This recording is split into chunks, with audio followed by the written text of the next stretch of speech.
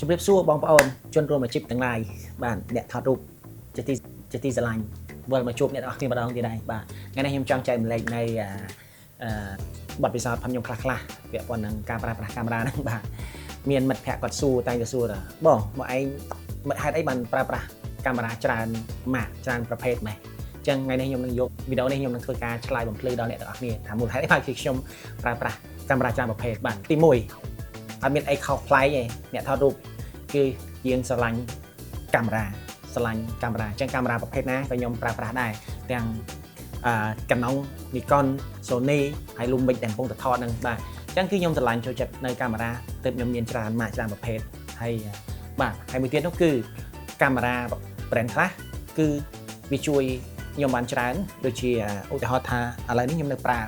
Canon អ្នកទាំងនេះឃើញ Canon ហ្នឹងបាទនៅប្រើ Canon ហ្នឹងគឺដោយសារតែ Canon វាមាន lens ច្រើនប្រភេទដែលជាជម្រើសហើយជាពិសេសខ្ញុំជាអ្នកថតរូប architect ឬក៏គេហៅថាសំណង់ស្ថាបត្យកម្មហ្នឹងអញ្ចឹង Canon គឺមាន lens សម្រាប់ថតស្ថាបត្យកម្មច្រើនបាទ brand ផ្សេងអត់សូវមានទេអាហ្នឹងអត់ដឹងជាមូលហេតុអីបានគេអត់ផលិតទេឬមកក៏យ៉ាងម៉េចហើយដោយសារយើងវាចូលដល់វិស័យមួយទៅគេថាប្រភពមានរលេះហើយហ្នឹងអញ្ចឹងក្រុមហ៊ុនផ្សេងវាអត់សូវមានទេ lens សម្រាប់យើងជំនាញក្នុងការថត architect ហ្នឹងគឺតិចបំផុតបាទអញ្ចឹងអាហ្នឹងគឺមូលហេតុចម្បងដែលខ្ញុំរឹកយកCanonមកប្រើប្រាស់សម្រាប់ថត architect ដោយសារវាមាន lens គេហៅថា lens ដែលប្រើប្រាស់សម្រាប់ថត architect ហ្នឹងដូចជា lens មួយនេះអញ្ចឹងអ្នកនរគ្នាឃើញទេបាទអាហ្នឹងគឺជាមូលហេតុធំហើយដែលខ្ញុំប្រើប្រាស់Canonខ្ញុំអត់ចោលវាហើយនេះក៏ជា Nikon ខ្ញុំប្រើដែរខ្ញុំប្រើថតសម្រាប់ជំនាញផ្សេងៗអញ្ចឹងទៅបាទអញ្ចឹងដូច Lumix នៅនឹង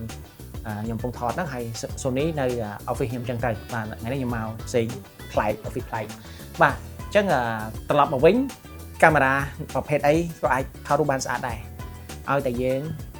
យល់អំពីការថតរូបឲ្យបានច្បាស់លាស់អញ្ចឹងខ្ញុំបញ្ជាក់ដដែលកាមេរ៉ាណាក៏អាចថតរូបបានស្អាតដែរតែសំខាន់អ្នកទាំងអស់គ្នាយើងត្រូវតែស្វែងយល់អំពី photography នឹងឲ្យបានច្បាស់ហើយខ្ញុំបញ្ជាក់ថែមទៀតបើសិនជាអ្នកទាំងអស់គ្នាចង់រៀនផ្នែក architect photography អ្នកទាំងអស់គ្នាអាចធ្វើការ search online បានដោយសារខ្ញុំបើសិននិយាយតាមមួយវីដេអូនៅក្នុងវីដេអូនេះគឺមិនអស់ទេគឺវាច្រើនណាស់អញ្ចឹងនេះគឺជា lens ដែលខ្ញុំសម្រាប់ថត architect អញ្ចឹងបើអ្នកទាំងអស់គ្នាចង់ស្គាល់អំពី lens សម្រាប់ថត architect ផងដែរអាច search នៅក្នុង Google ទៅឬក៏ YouTube ទៅនឹងមានវីដេអូច្រើនហើយខ្ញុំនឹងព្យាយាមចែករំលែកនៅបទពិសោធន៍នៃការថតរបស់ខ្ញុំបន្ថែមទៀតបាទហើយក៏ខ្ញុំមិនមែនថតតែ architect ទេមនុស្សខ្ញុំថតស្អីៗខ្ញុំថតច្រើនអញ្ចឹងអានេះជាមូលហេតុបាទអញ្ចឹងខ្ញុំសង្ឃឹមថាវីដេអូមួយនេះអាចជាចំណេះឬក៏អាចចែករំលែកនៅបទពិសោធន៍ខ្ញុំផ្ទាល់សម្រាប់អ្នកទាំងអស់គ្នាឲ្យបានយល់ថាមូលហេតុអីបានខ្ញុំ